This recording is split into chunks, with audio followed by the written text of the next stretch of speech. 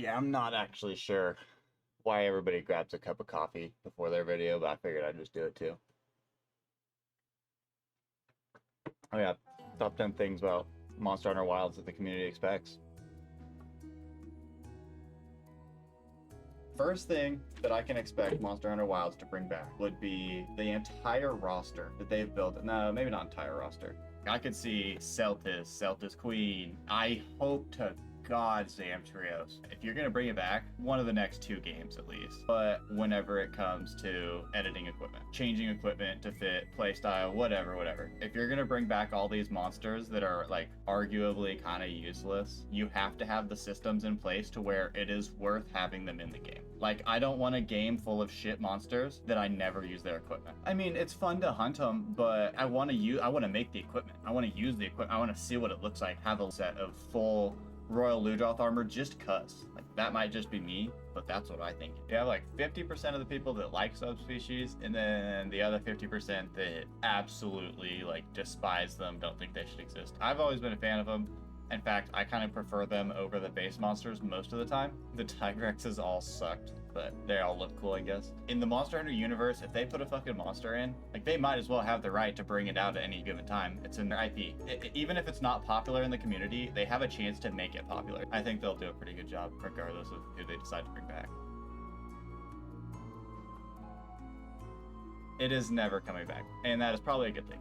I'm sorry to any of you out there that do like underwater combat, but I'll be honest, I have rarely ever played a game in general that has good underwater combat besides like a submarine fucking game where you shoot missiles. That is it. The only way I could see underwater combat coming back is if there's a charm, talisman, passive equipment that you don't actually have to equip or take off that sinks you to the bottom of the ocean floor, and you just walk around underwater. And then you just perform your combos like normal, but anything besides that in Wilds will be a failure. I guarantee you. 200 separate comments from different people where the only thing they said was underwater combat. But yeah, it is absolutely not coming back. It's a desert, or maybe it's on the coast. I don't know exactly what that would look like, but because typically deserts aren't on coasts. I'm pretty sure it's impossible because I'm not a geologist. I don't fucking know this shit. Prove me wrong in the comments. I seriously don't see it. I don't see it.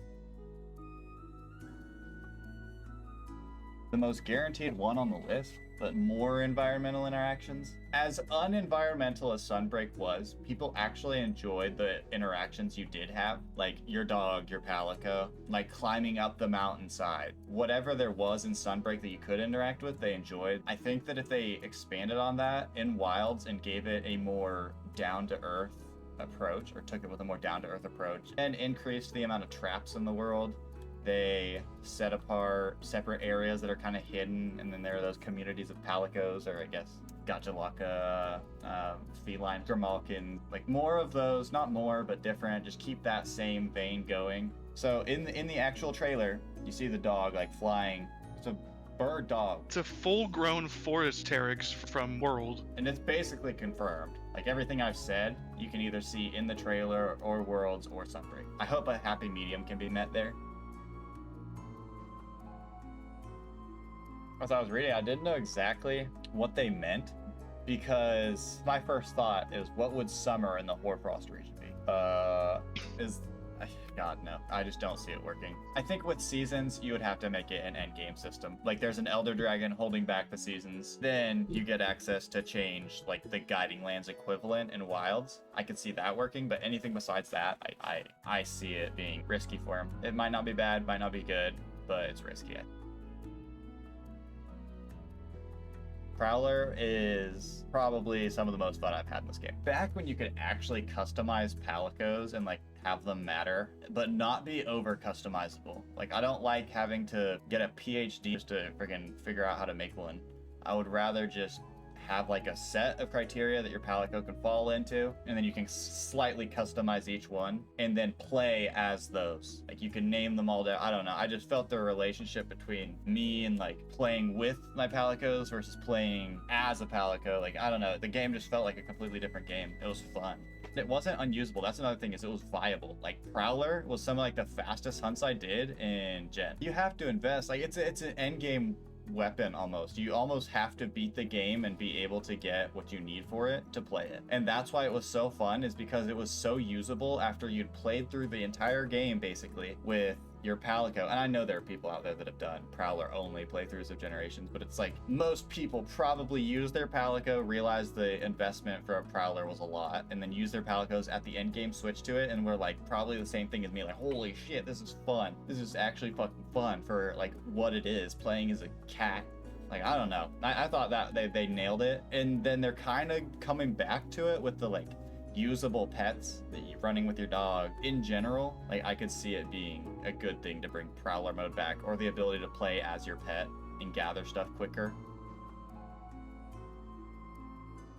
Size and versatility. My opinion on the town size comes from how I play the game, and I think this is going to be for most people. When it comes to towns, you want the town to fit your need. For me personally, I want to hunt, come back, and be out of that town as fast as possible, and be back in another hunt. I kind of liked the old games when they were all just in a circle around each other, facing each other. Like for you, like Valhabar. Smithy, go from when you spawn, go straight towards the camera, left.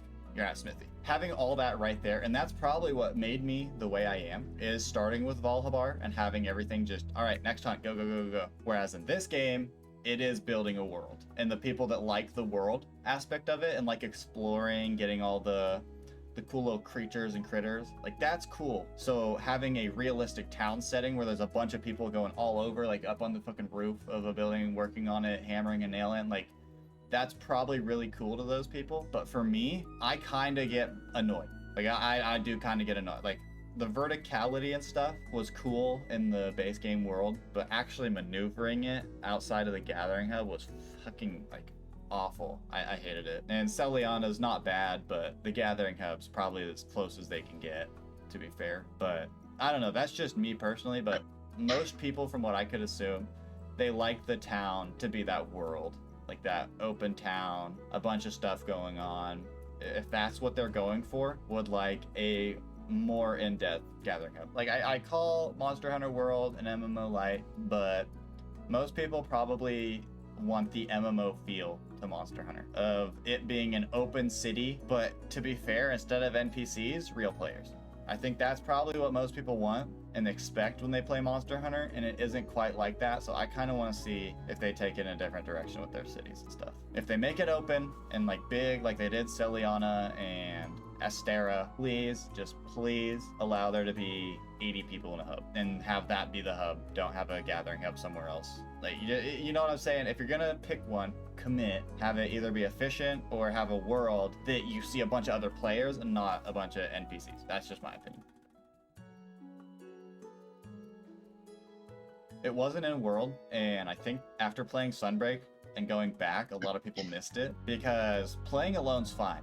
Like I play alone all the time and farm most of my shit alone. But having a companion is more fun. The hunts took longer for me in Sunbreak when I had a companion, but they were more fun. Like I felt like I wasn't doing shit by myself. Like I felt like I was kind of strategizing, even though it really didn't make a big difference, no matter what. My times were close, which is why I didn't care. It's not like I was 10 minutes without companions and then 30 minutes with companion. No, it was probably like 10 and 11. Actually playing, I loved having just companions. And especially if, like, I know a lot of people probably don't have friends to play with. Monster Hunter is kind of a more niche game, but having those companions, it does make the game more fun. Makes you feel like you're playing with people, even if they're not. And I think that's probably going to come back. I've seen probably on one hand how many people didn't want this.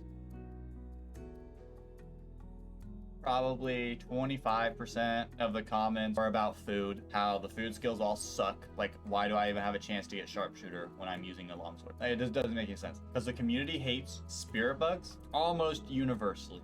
Not everybody. In both games you eat food, so I guess that's like, just people want better food skills if you're gonna have food and just have a permanent health and stamina. I'm part of the 25%. But don't think I'm letting World off. Your scout fly level isn't permanent. And as somebody who, like, it doesn't play as much like a degenerate I am, they're probably gonna have an annoying time constantly going and scraping up boogers and doo-doo. I'm not part of the old Monster Hunter fan group. I prefer the world system with the picking up poop for the first half of the game. Once I max out at research level, my scout flies are permanently maxed. Because then at that point, it has the rise mechanics without starting you like it, and it has the world mechanics without forcing you to do it essentially gathering spirit bugs for every quest. I just think that they need to eliminate as much quest prep, because the game should not be inventory management simulator or Monster Hunter gathering simulator. No, it's Monster Hunter.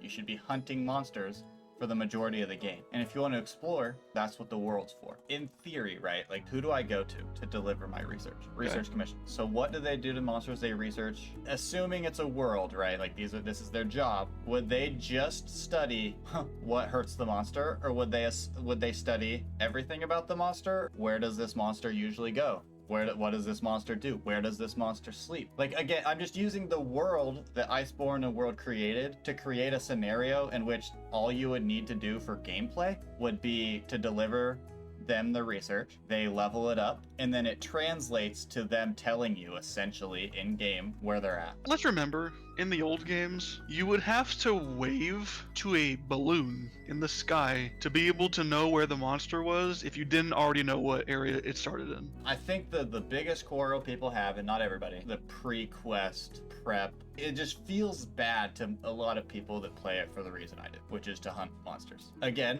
World is not only Monster Hunter anymore. It is Monster Hunter World. So like I'm keeping that in mind, but I always remember at the end of the day it's a game, and I would rather the game be like more fun than realistic, but also have that realism in it. I think that's like the safest way I can say that. I'm talking on my ass, probably like 85% of the people want this. I referred to Monster Hunter as an MMO light earlier, but Monster Hunter should be an open world MMO light. You should not be running around with 90 other people hunting Arathalos, because that would be an MMO. No, towns should be an MMO.